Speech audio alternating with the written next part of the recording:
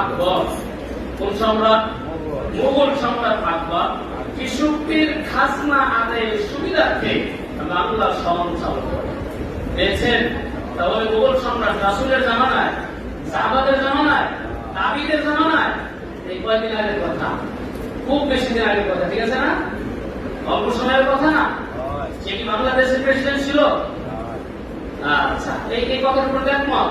বাস এই জন্য ইতিহাস এখান থেকে শুরু হয়েছে, যাতে তারা এই খাজনাটা কৃষকদের জমির যে ফসলের যে খাজনাটা আছে এটা যেন সঠিকভাবে আদায় করতে পারে, এই দিনে তারা করতেন।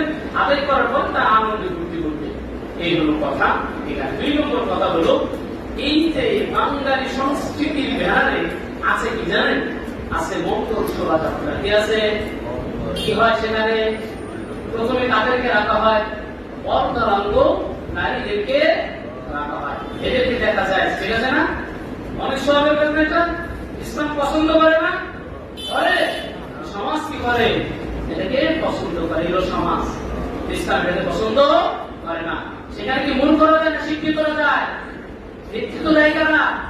হ্যাঁ, এই বাংলা এই হাই সোসাইটি যারা আছে সর্বোচ্চ ডিগ্রিধারী এরাই সেখানে নেতৃত্ব দেয়।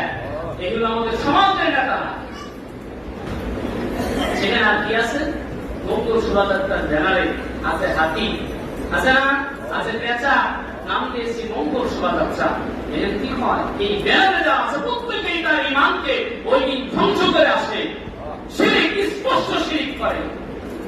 আমরা সেই শিরিক দিয়ে যাই, সেই শিরিকের মধ্যে আমরা সাহায্য করি, আমাদের সন্তান যায়, আমরা চাই। আমরা মুসলিম, আমাদের সমাজ বলে। আর কি আছে?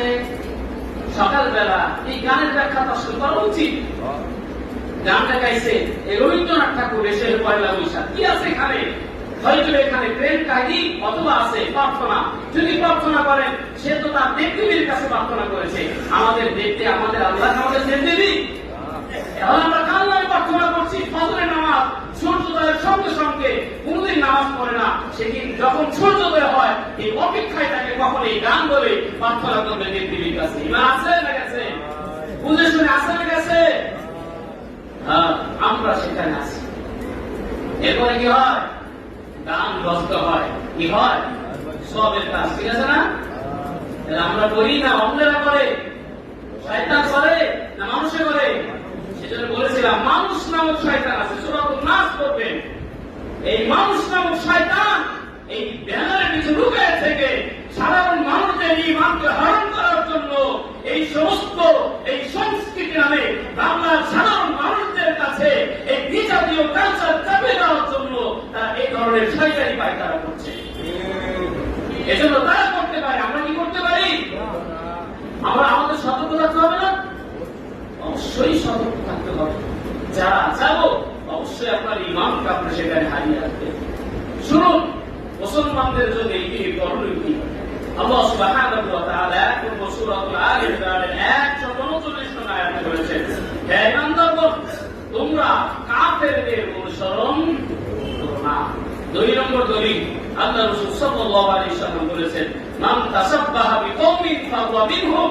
যারা যে জাতির সাদৃশ্যতা অবলম্বন করবে, যে জাতির কালচার অনুসরণ করবে, কিয়ামতের ময়দানে তারা ওই জাতির সাথে তারা হাসর নাসর হবে। ফাহুয়া মিনহুম, তারা তাদের অন্তর্ভুক্ত